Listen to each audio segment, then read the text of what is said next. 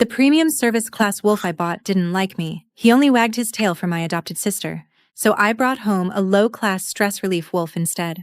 I was drunk, sitting outside the bar and smoking to sober up. A street vendor crept over. Miss, you look totally stressed out. Need to let it all out?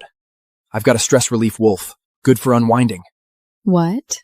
The dealer glanced around nervously. A wolf shifter stepped into the light. He stepped forward and his shadow fell across my face. The vendor yanked the rough collar and dragged him to one knee. He unclipped a rusted bite guard, then grabbed the wolf's hair and pulled his head back, exposing his face. His narrow eyes locked on me like a wild beast. Look at that face, miss. Wouldn't it feel good to smack something that pretty? He was exactly my type. And my doctor had said my stress hormones were out of control. I genuinely needed an outlet. But I already had a wolf at home. Ash would mind. Get up. Show her your build. The wolf stood slowly. He peeled off his shirt.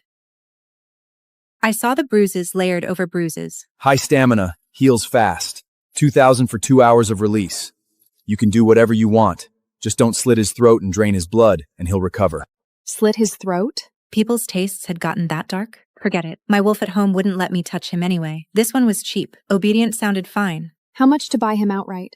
Not cheap. He's our best. Name your price. I'll give you a discount. Just $58,800. My parents spent millions on Ash, my premium service wolf gift. This one was practically free by comparison. Too much? Fine. Round it down. 50 grand. I bought him for $5,000 in the end. I wasn't ready to go home yet, so I took him to a hotel. The vendor gave me a long list of warnings on the way out. Don't remove the bite guard until he's fully tamed. Keep the chains on. Both of them. In the hotel suite, Eli stood still in the entryway, eyes down, waiting for whatever came next. I came out of the shower wrapped in a robe, still not daring to take off his restraints yet. Go shower. He looked at me for a few seconds, then turned and walked into the bathroom. After a few minutes, I knocked. I left my phone in there. He hadn't locked the door. Eli froze his back to me. His pale skin made his scars all the more shocking. Water streamed down his shoulders along the rusted chains, washing away rust and dried blood. His tail hung low, trembling slightly. The fur was dull, brittle, wild, and fragile at the same time. My brain went offline. I crossed the room and hugged him from behind, pressed my lips to the bruising on his spine. Eli shuddered. His whole body went rigid. What are you doing? First time I'd heard his voice. Take it easy. That's not.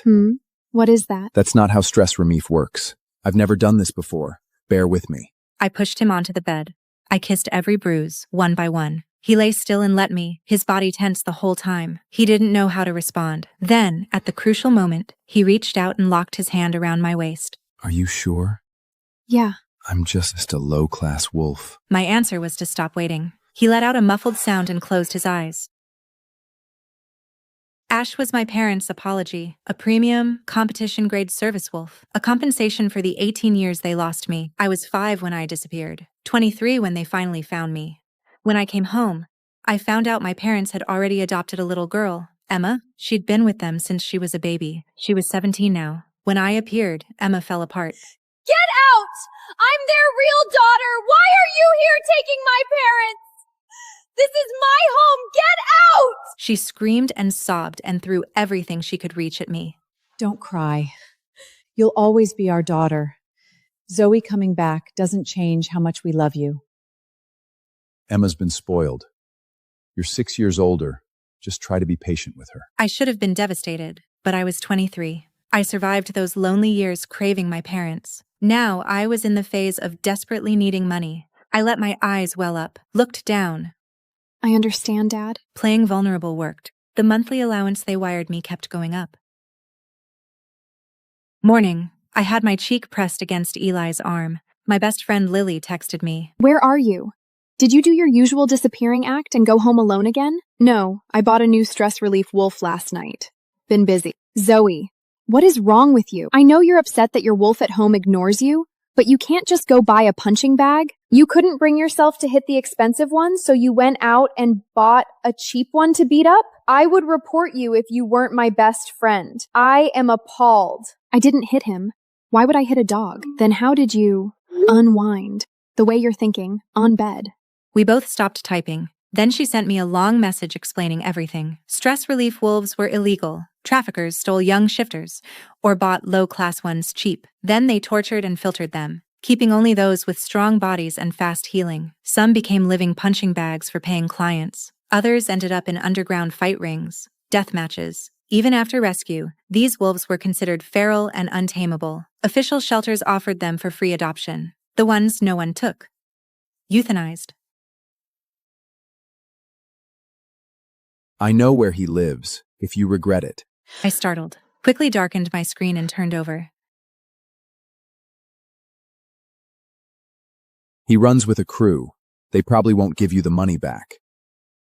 But if I catch him alone, I might be able to. I don't regret it, as long as you behave. Only listen to me. Nobody else.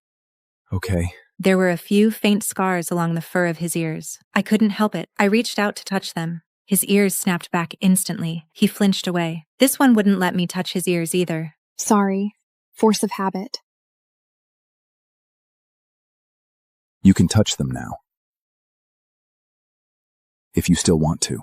I didn't hesitate. I swung up and sat across his waist, braced my hands on his chest, and squeezed his ears between my fingers. Eli's breathing deepened. His whole body got warmer. He tipped his head back, eyes half-lidded, watching me. Can we do it again?